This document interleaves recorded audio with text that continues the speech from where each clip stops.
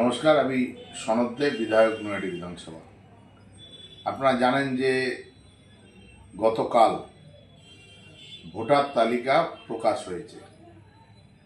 আমরা অত্যন্ত আশ্চর্যজনকভাবে দেখতে পেলাম যে বৈধ ভোটারদের নাম এই তালিকা থেকে বাদ দিয়ে দেওয়া হলো এবং এই সংখ্যাটা নৈহাটি বিধানসভায় 6552 জন।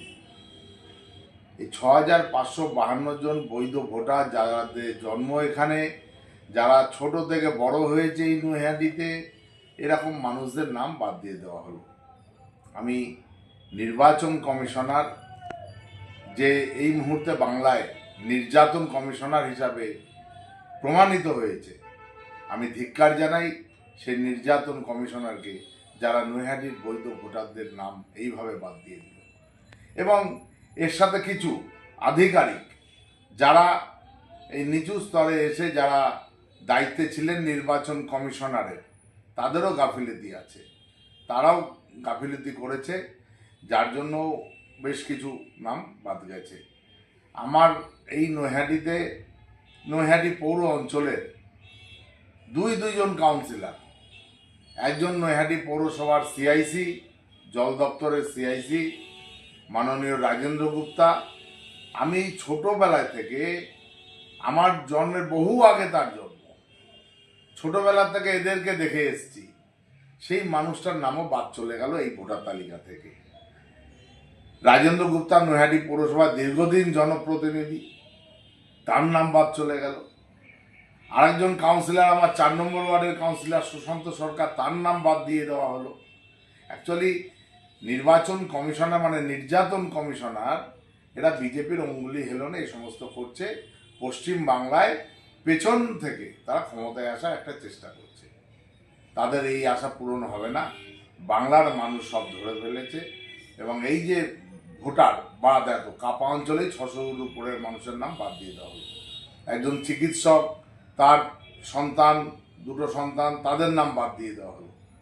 প্রচুর মানুষ, বাবা মার নাম আছে, সন্তানের নাম নেই। তাছাড়াও যে সমস্ত ভোটাররা, নতুন ভোটার যারা আবেদন করেছে তাদের নাম তোলার জন্য 6 নম্বর ফর্ম ফিল আপ করেছে, তাদের নামটাও তোলেনি এই ভোটার তালিকায়। আমরা এর জন্য যতদূর যাওয়ার ততদূর যাচ্ছি। আমার দলের উপর নেতৃত্ব, আমাদের নেতা পার্থ ভৌমিক, অভিষেক বন্দ্যোপাধ্যায়, সম্পূর্ণ ঘটনাটা তাদেরকে জানানো হয়েছে। তারাও দেখছে কিভাবে এটা করা যায়।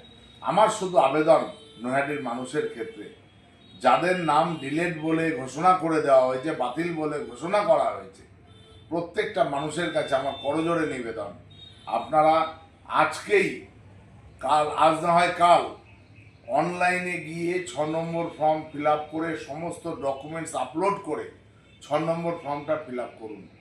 6 নম্বর ফর্ম ফিল আপ করে তার একনলেজমেন্টের জেরক্স এবং সমস্ত ডকুমেন্টসের জেরক্স আমার কাছে পৌঁছে দিন। দায়িত্ব আমাদের, আমরা আপনাদের জন্য যতদূর করার করব।